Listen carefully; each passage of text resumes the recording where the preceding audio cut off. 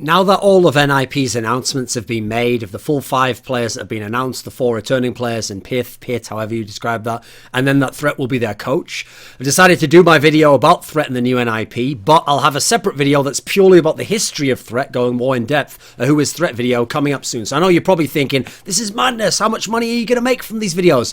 Tell you what, if you want to talk about madness and making a lot of money, Alpha Draft's where you could make a lot of money. Sick money, playing sick contests, CSGO, Dota 2, League of Legends, all sorts of online and offline leagues. Play there if you'd like to. So, first part of the news is that Pit has joined NIP. Now, I actually made a lot of points, and we had some discussion about this, which I'll link up here, on counterpoints, where me, Lurpis, and Semler all discussed this, our thoughts on it. Basically, Pit was a decent player for his whole CSGO career, never a standout, though, and he tended to always get overrated due to playing in bad teams. So he played for Orbit Team, played for Winter Fox, formerly Luminosity. They weren't particularly good, and if you play in those lesser teams, there's going to be some hype around you at least because there's not very many good players in those teams. And then also because he was a Deagle specialist. And he was using the Deagle even years before it became the meta, like in the middle of this year.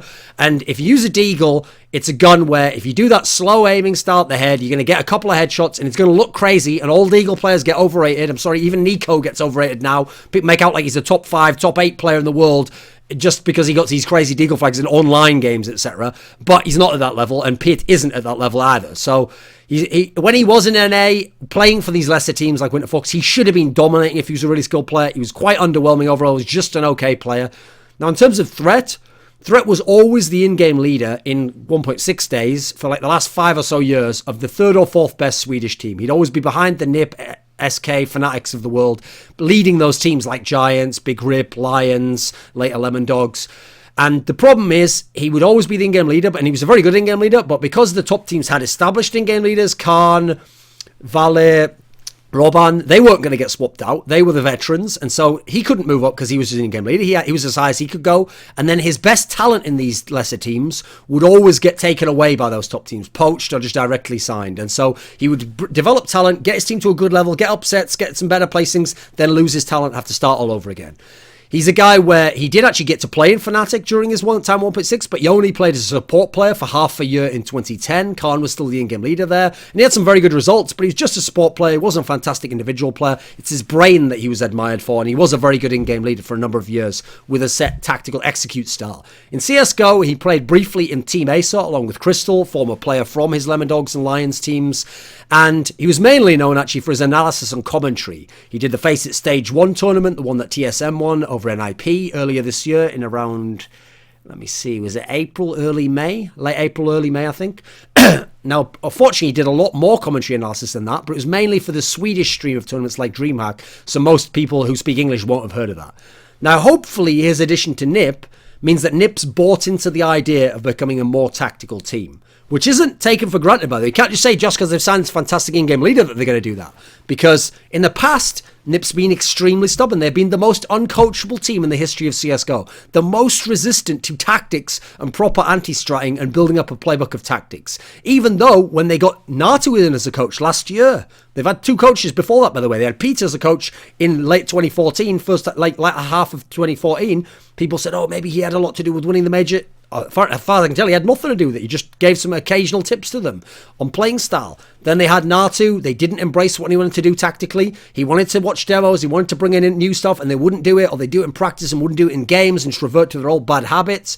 Despite the fact Natu had, in theory, an into the team. He had Alu there, who's Finnish, who's a former teammate of his, and who loved God Beast tactical styles, open to doing strats and wants to play a role in strats. It's the other members, the original 4, that weren't open to it. So the upside is you'd hope that they are into it in as much as they made Threat the in-game leader.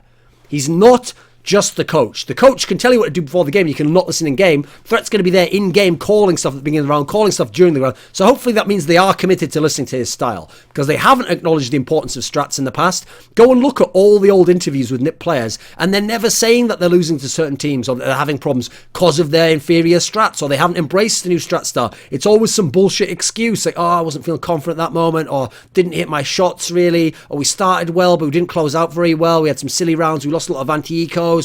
They've never acknowledged the importance of strats. So that's what worries me about this. They're the most resistant team to it, but they've got a fantastic coach and in-game leader to have tactics, but will that marriage work? Will they be able to make that work in that sense? Because they have to be open to it, as well as him being able to bring that to the table. Now, the players, here's a good thing. 3 players in the team Threat has played with. He played with GetRight and Forrest when he was in SK, and he played with Xizt when he was Xist's in-game leader in Lions. So I hope, or H2K, whichever they were called at the time.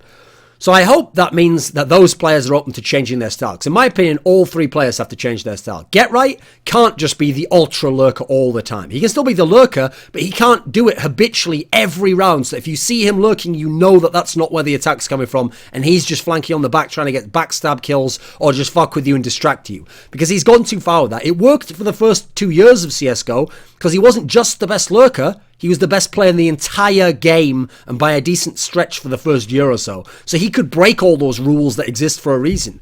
He has to be more involved in the strats. He has to be sometimes willing to mix it up and go in earlier in the round so it doesn't make it obvious where he's lurking.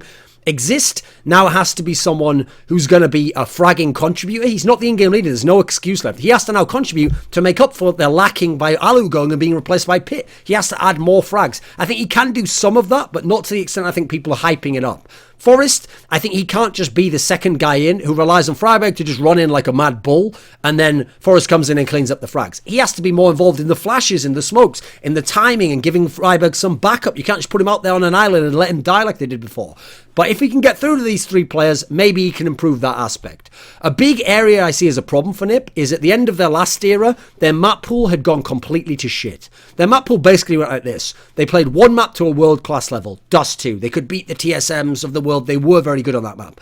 Cash was good, above average for a top team. Not world-class, though, just above average. They had that as a good map. And then you had Mirage was decent. Inferno was questionable, but sometimes could be played. They didn't play that often. The rest were terrible, because beyond that, you had their Train. Of their last 4 times they played it offline, they only won 1. That was against TSM, which was the fluke upset win where TSM played terribly and choked at the major. They had Cobble, again, 1 out of 4. 1 to 3, so 1 out of their last 4 that they won. Their win there was against Fnatic, which was the new Fnatic, which hasn't played Cobble very much, and that was a one-off win at the Fragbite Masters upper bracket. And then Overpass, they just have not played in the last few months. They don't play that permanently. So that's 3 out of the 4 maps they just do not want to see under any circumstances, because they will not win in general. So they've got 2 that are like medium questionable. They've got 1 that's very good and 1 that's good. That's not enough to be a world-class team. If NiP had ever made it to any best of 5 finals, they would have got horrifically fucking bodied, as they did, by the way, in the Gfinity Summer Masters 1 final, where Envious wrecked them 3-0 with the lineup that eventually broke up like a month later because it wasn't capable of being great anymore. So you look at NiP, what they need to do first of all is get a custom map. They need one of these 3 custom maps, because those are the ones that are all their worst maps, that they can be good on. If you could choose it, and you weren't just going on natural talent, you'd choose it to be Train. You don't want it to be Cobble, because Envious are fantastic on that. Overpass, you're going to have to worry about. Fnatic have always been decent on it. Virtus.pro are very good on it. Na'Vi are very good on it. TSM are very good on it. So you want it to be at Cobble if you could choose. Beyond that, you need one of these 2 to get good, which is Mirage or Inferno. I'd choose Mirage because it lines up better with some of the other teams who don't play it that well. Whereas Inferno is godlike for Fnatic. It's godlike for Envious. Everyone else can play it decently. Na'Vi and VP can play it, even if they're not amazing on it. TSM is very good on it. So I'd rather Mirage out of those ones. If you can fix those, you've got a chance. Because at the moment, obviously coming in, the maps will be reset because of a new roster and losing an AWPer.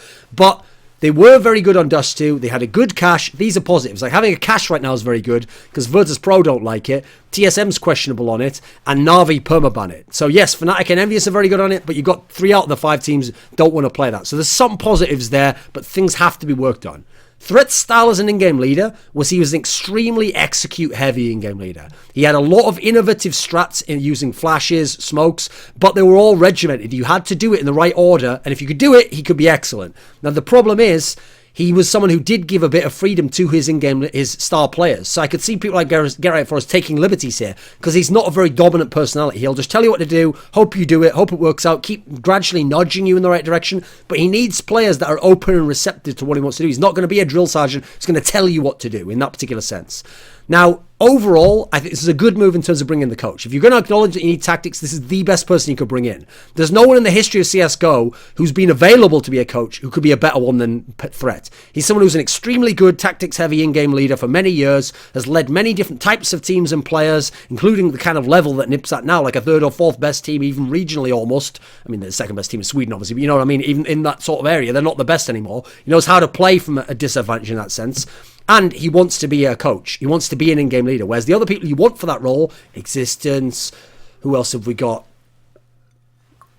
Pronax, Gobby. These guys won't give up the role. They won't, Sean Gares, they won't give it up and become that coach in-game leader. So this is the best opportunity to do it if the team's open to it. So it's good in terms of that. I think it's a negative in terms of Pyth coming in. I can't see him being as good as Ali. Ali was a very consistent player, knew how to go up against certain matchups of AWPers, was a great AWPer as well. Pyth isn't any of these things. I've seen his potential come and go. I don't expect a lot from him. I do think they're capable of holding on with the positive and negative working out. I think they're capable of holding on to their spot. There's the possibility they'll move down initially. If things go amazingly, maybe they could go one spot higher. Maybe they could be up near Virtus.pro and Navia. I don't see them right now, though, overtaking Na'Vi and Virtus.pro. I don't see them cracking the top 4. Now, what could they or should they have done? They tried to go for Twist. They couldn't get that done. That's happened, unfortunately, because Twist won't do it. Unfortunately, they probably could have got Delpan if they wanted an AWPer. I can see why there's problems with that, but at least he would have replaced a proper AWPing role for your team and been a decent player in that sense, even though he hasn't really proven himself as a top player in CSGO. And then there were a lot of players in the past they could have had that they missed the opportunity for. Flusher and JW years ago, Olafmeister years ago, Dennis years ago. Makalele, they could have still had in their team. They could have had foreign players. They could have gotten Rain. They could have got Jacob. All these people who've since proved themselves to be star level players. They could have gotten AZ when he was going to leave Dignitas. They had lots of opportunities they didn't take. And so I can't really blame anyone except for themselves for being stuck with Pit now. And for all the NiP fans who've been hating on people and been talking shit for all these years, well, if you thought it was great not having trophies in 2015, get ready for 2016, guys, because this isn't looking great right now. Even though the coaching side, I think, has been fixed.